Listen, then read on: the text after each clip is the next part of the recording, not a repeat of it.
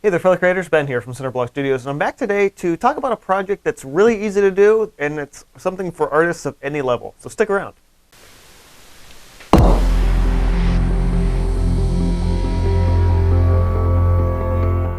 So anyone who's seen some video footage of me up in my office, you might recognize this little guy from the corner.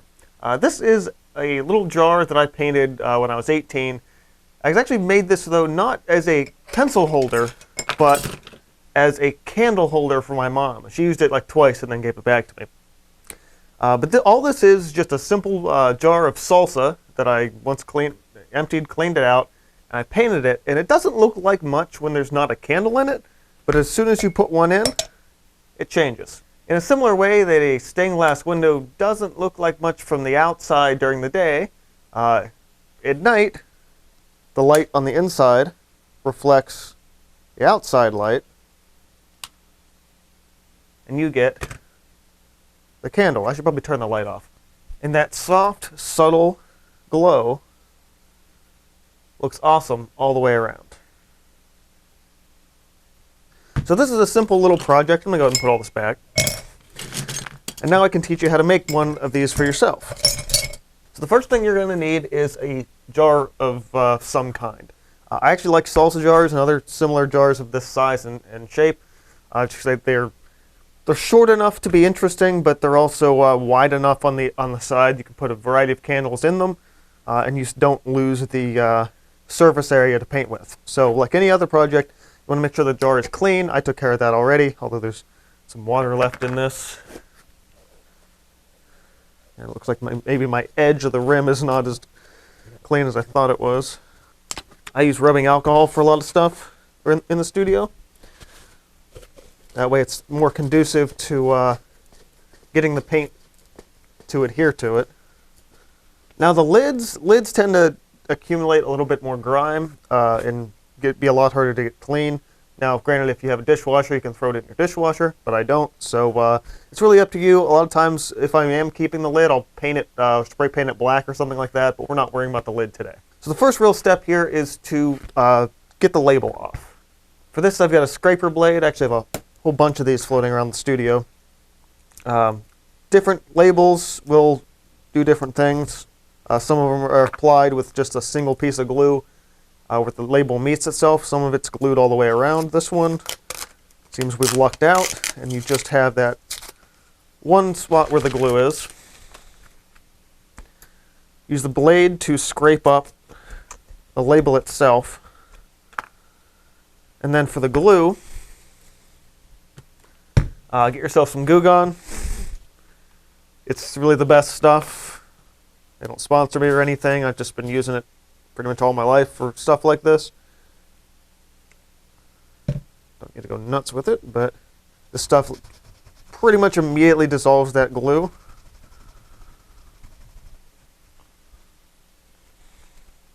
Let it sit for a second. Grab our blade back.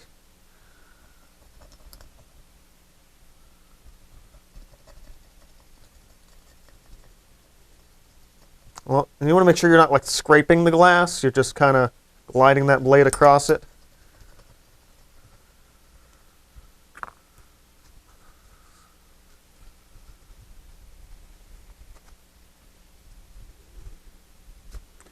Now, the thing with the Goo Gone is it has a little bit of an oily quality to it. So again, with the rubbing alcohol, and I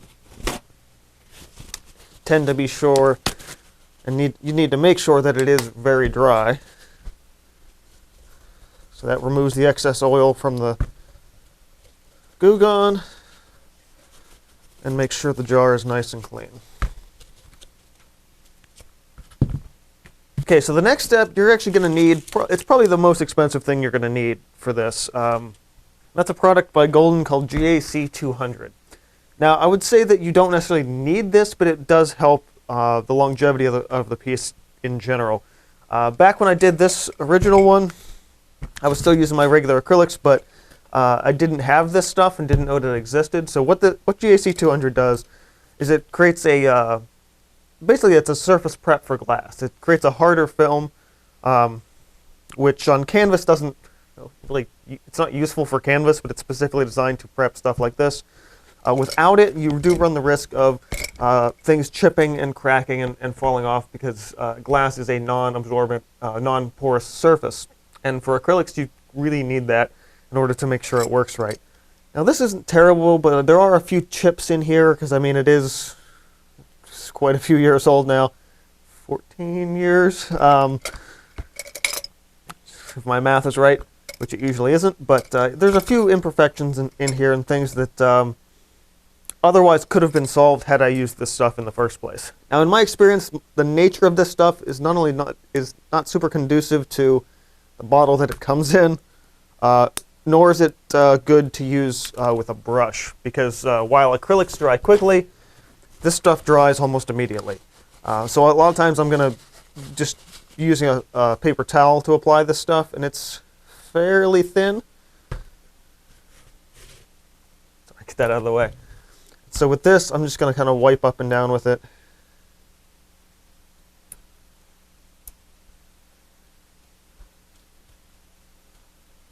I actually might end up going this way more, since it'll be more conducive to have that white pattern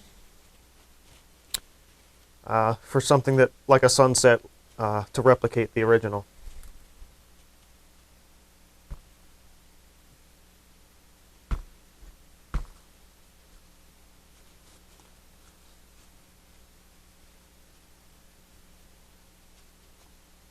And almost already, that's starting to tack up. Seems I'm picking up some pastel that I had sitting on my table here. Some little dust. That's all right. Get that rim.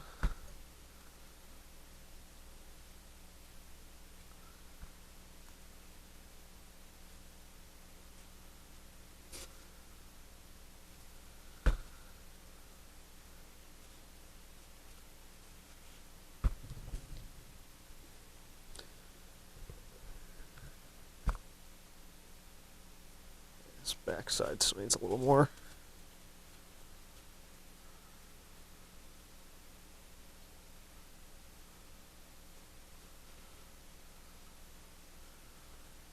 All right. That's all that needs. I just grabbed that. Oh, that was dumb. Hold on. Like, just pick it up and move it. No.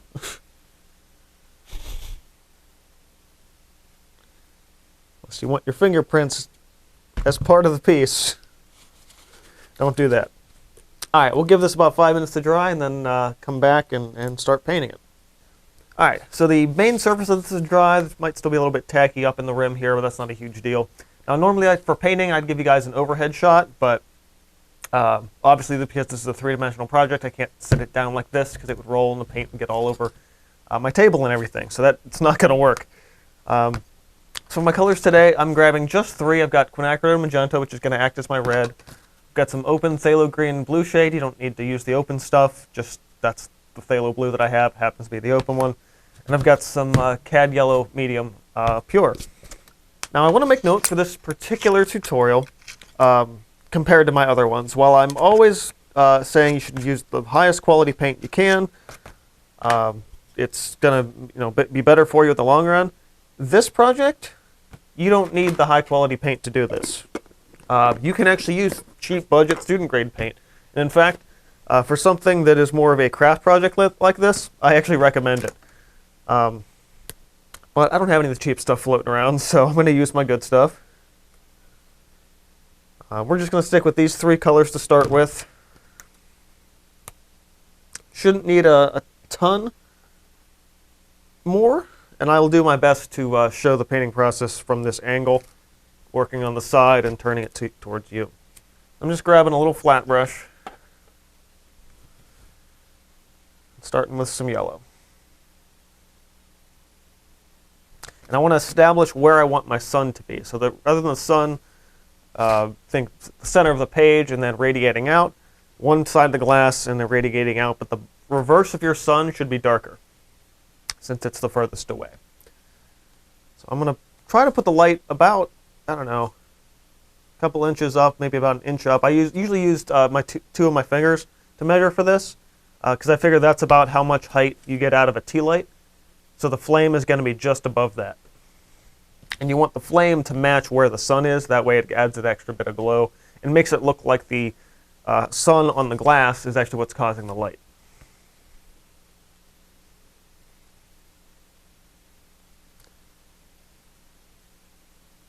Put a little blob of yellow there.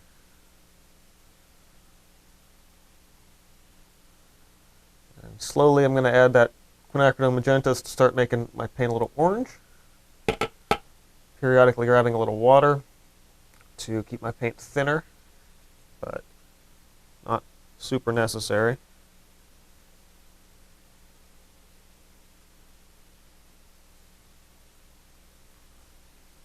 And you want to let your paint to be a little more transparent. Now you can use something like a glazing liquid or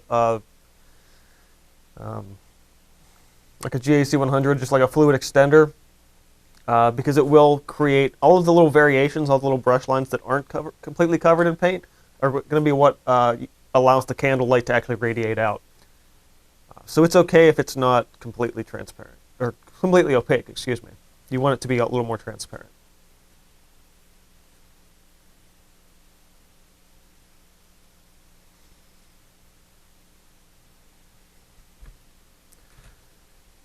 Orange.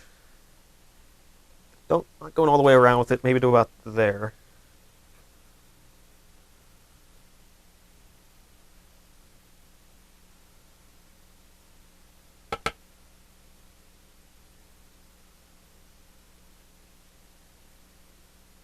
And slowly blending that down and in. If you need help in learning to blend with acrylics, I've got a video on that. Although that's working on canvas and the technique will be a little different. Because we're working on glass and glass is a non-porous surface, the paint will stay wet and work a little bit longer than it would on canvas paper or wood. Which is probably most comparable to wood, because wood has a little less absorbency than some of this other stuff. Glass, canvas, you name it.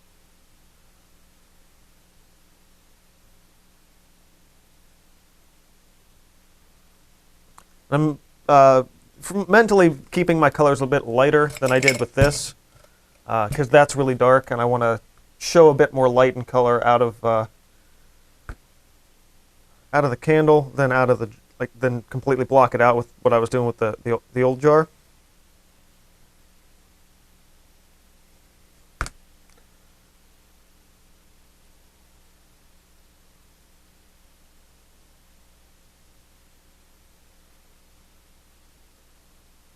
I am going to do a little bit of a silhouette with that, so I will end up mixing some kind of a dark, or possibly just use black. I haven't really decided yet.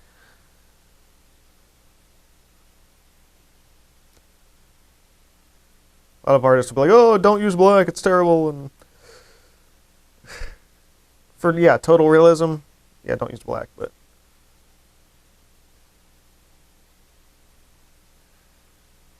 we're just making a quick little decorative item.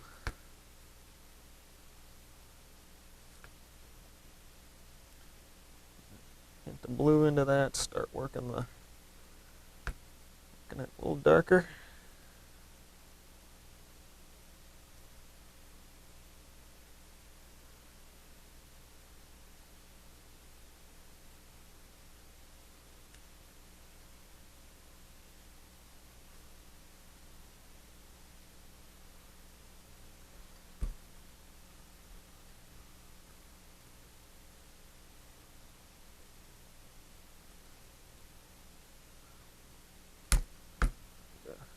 Slightly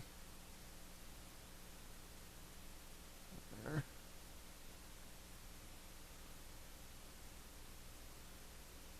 My instinct is to use my finger to blend, because I do that on canvas all the time. But if I do that, I'm going to literally just wipe all this paint right off. So don't do that. Alright, mix a nice purple up with our blue and our quid magenta.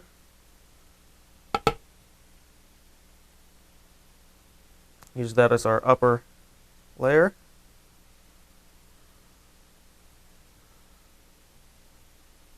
A little bit bluer. There we go. Use that to make some cloud shapes in there, working their way down.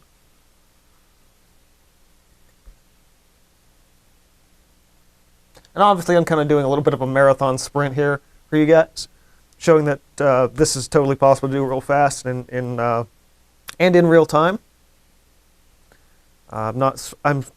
I purposefully did not time-lapse this video just to show you guys how simple this really is. Obviously, if I slowed down a little and took my time, it's going to affect the quality and make it better. But the idea of this project is this is, again, something that, you know, you can do at any skill level. All I'm doing here, back and forth with the brush, you know, nothing super advanced or anything, just, you know, dotting along and working that color down and in.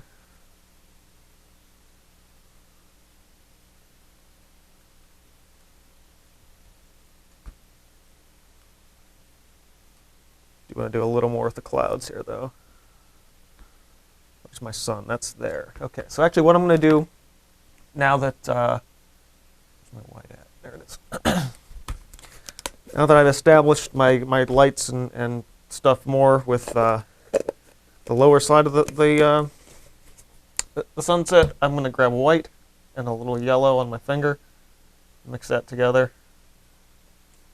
If you want a tutorial for this, search for quick finger suns, I think is what I named that video. Just little round bloop.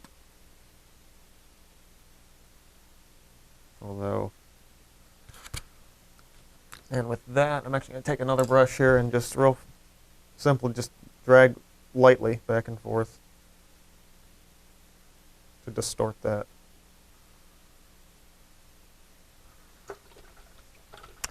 We'll cover that up a little bit as well with that shadow layer that I'll do later. But also bring some clouds into that, you know. Back and forth with the brush. Right? So, yeah, just little light strokes, nothing.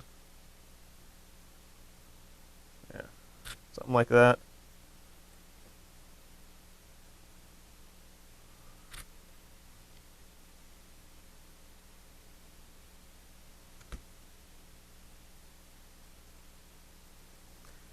And a lot of times people want to just overwork their paint, but honestly, less is more, and just, you know, let yourself have a bit of fun with it.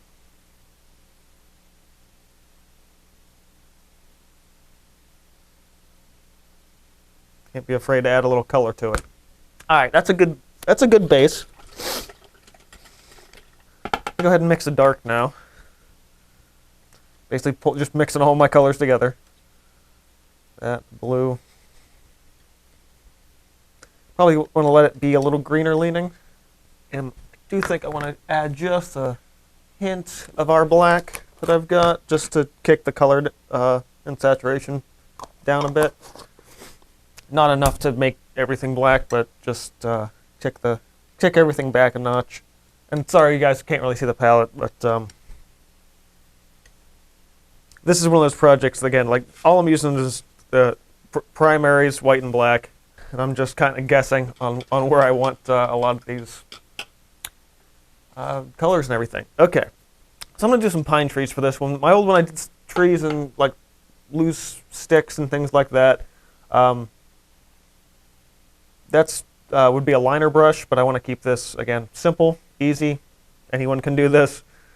All right, load up a fan brush. This is standard Bob Ross technique. Load it up.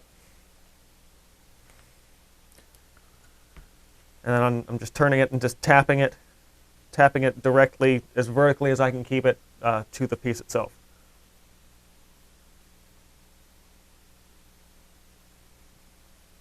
I'll just kind of go along back and forth.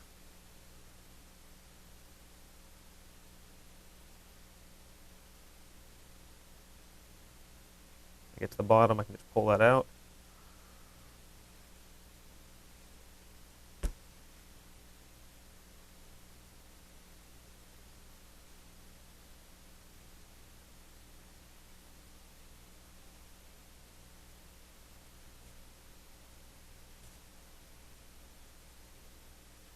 Occasionally, if you want a nice big tree in there, same deal, tap it out, but then turn the brush and then just real lightly with the corner, just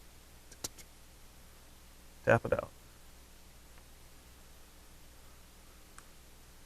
That one's a little closer.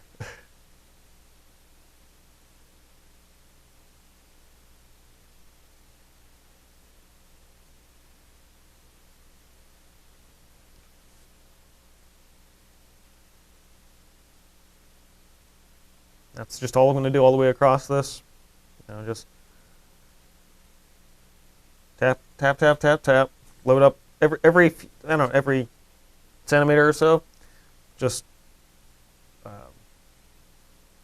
rotate the jar. And all I'm doing for the jar, I'm putting my hand in like this and flaring my fingers out. That way I've got a strong grip on this, but I can still turn it real easily.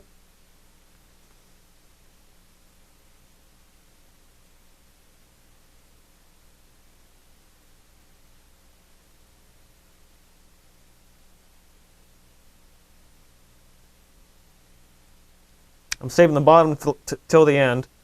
That way I can just paint the bottom and sit it probably upright like this, so the whole thing can dry and be undisturbed.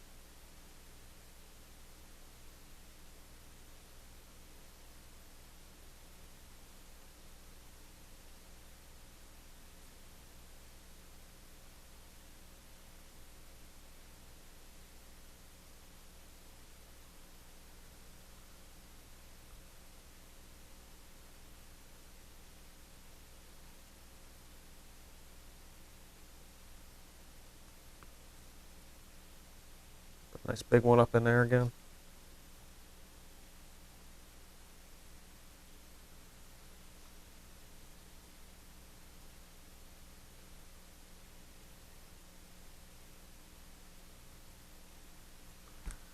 Looks like we've almost made it all the way around.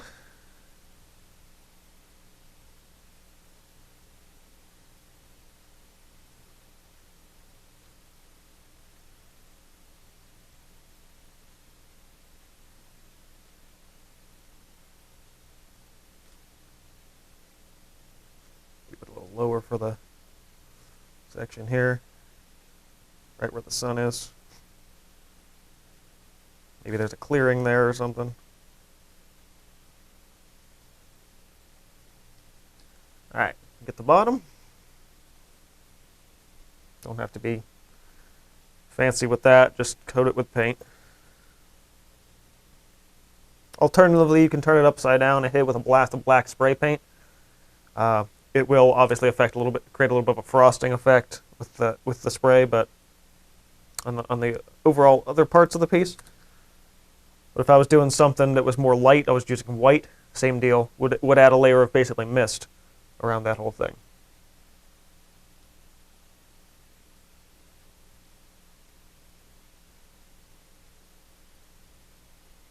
Also, part of me doing this is I've been wanting one of these in the studio for a while to use for my pencils, as I do upstairs. All right, so carefully now, the top should be dry. I'm not worried about breaking that paint, but I'm going to sit that upside down like that so this part can dry. Clean my brushes, take care of that stuff, and I will be back when it is.